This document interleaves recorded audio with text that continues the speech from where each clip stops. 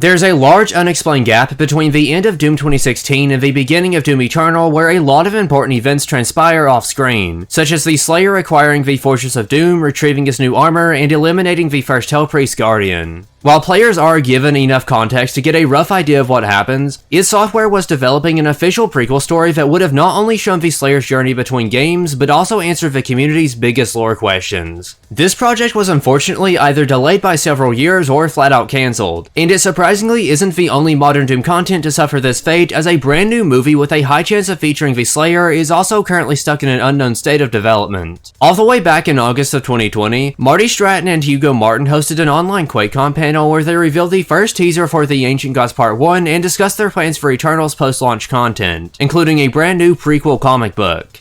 They assured the community that while they were only in the early talking stages at the time, the id Software team was certain that it was something they wanted to pursue going forward. Updates on the project were scarce until nearly a year later when Hugo Martin would be interviewed by Valve YouTuber Tyler McVicker in April of 2021, where Hugo would give an important update on the status of the comic. Although the development of Eternal's expansions had taken priority up until that point, they did finally decide to commit to the idea and create a full prequel story that would explain how the Slayer got the fortress and killed the first Hell Guardian. They supposedly hadn't fully worked out all of the details yet, but the concept was promising enough for them to not only make the book, but consider releasing physical versions as well. Dark Horse Comics has previously published both of the modern Doom art books and delivered some high quality merchandise, while Titan Comics published the physical versions of the Quake Champions comic series, so an actual release was more than possible at the time. Things would evolve over the summer of 2021. We eventually learned through developer livestreams that the prequel had now turned into an entire lore book, which was even more ambitious and potentially rewarding for the community. Very little information would be given up until the final series of streams after Update 6.66 released in October of 2021, when Hugo would be asked about the status of a book.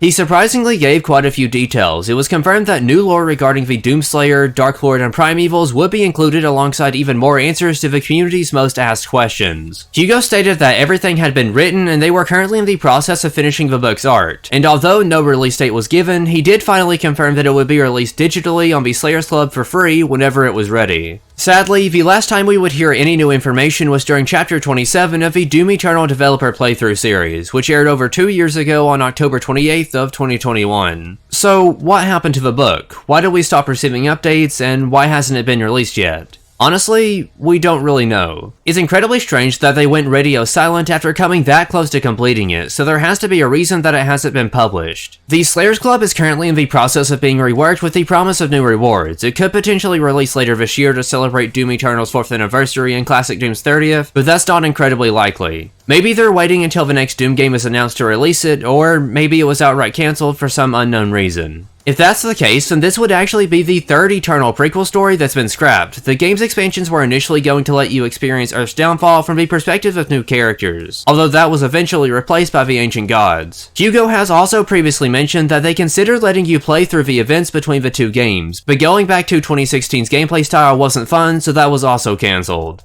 While our chances of ever seeing the lore book seem relatively low, we may actually end up getting a new Doom movie featuring the Slayer. In February of 2021, a user on Twitter was expressing their opinions on Doom Annihilation when the director of a movie replied with, "I'm proud of a film, so is Universal. It exceeded yearly sales estimates after a month. We're making a sequel. Not every film is going to hit with everyone. Thanks for watching." Another user commented on Annihilation's noticeable lack of a Slayer in April of 2021, to which Tony would reply, "Thanks, glad you enjoyed it. There's a sequel in the works. Until we get a little further in on the process, we're keeping plot details quiet. I will say this, I have heard a lot of Doom fans asking for what you're asking. I've made that a priority in the sequel." I was pretty surprised to hear that a straight-to-DVD action B-movie managed to surpass its yearly sales expectations in only a month, and even more surprised to hear that some version of Doom Guy is probably going to show up in the sequel. Now, you're probably wondering why I believe that it could potentially be cancelled. I mean, another one is already in the works, so it's definitely coming out, right? Well, the last update I could find on the project was another one of Tony's replies from February of 2022, this time stating, "The new script is done. Because of the pandemic, production slate at Universal got thrown out of whack, hoping to find a slot soon. We'll keep everyone posted."